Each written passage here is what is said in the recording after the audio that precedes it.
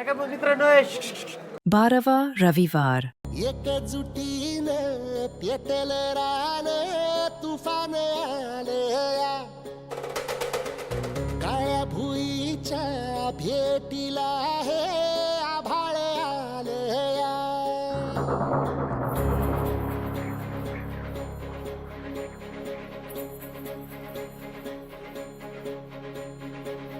एकजुटीने पेटल रान तुफान आले या